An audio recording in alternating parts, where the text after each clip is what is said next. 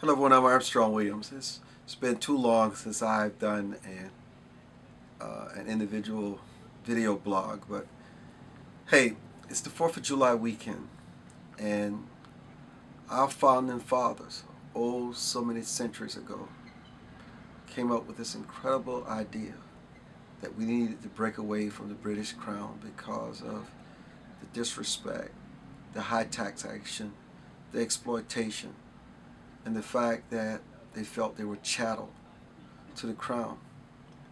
And they did something quite extraordinary.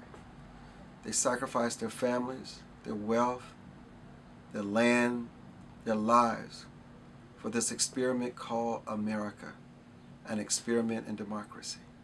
And one of the things that the founding fathers realized as they were going through this process and building this unbelievable idea called freedom, that unlike the British Crown, which controlled everything, all the wealth, the businesses, and the crown, America had to be different. America needed three branches of government: the judicial, the legislative, and executive.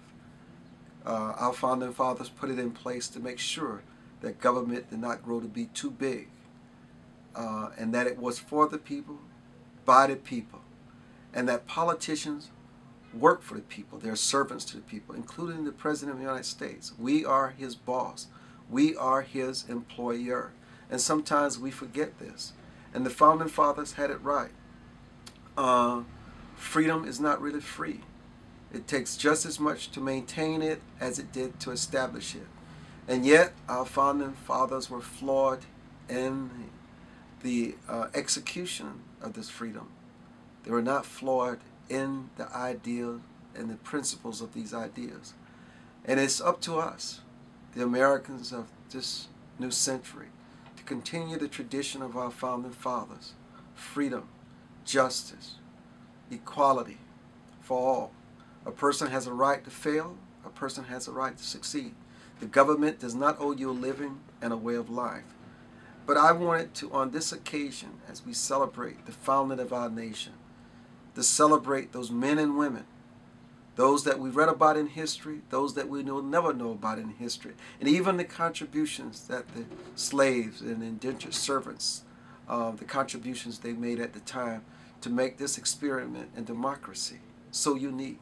There have been many democracies around the world since the times of the Greeks, but none like ours. Ours is so unique. It is so different. It is so extraordinary.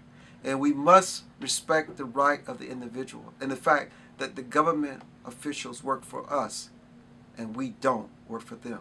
Let's hold them accountable and responsible. Happy birthday, America.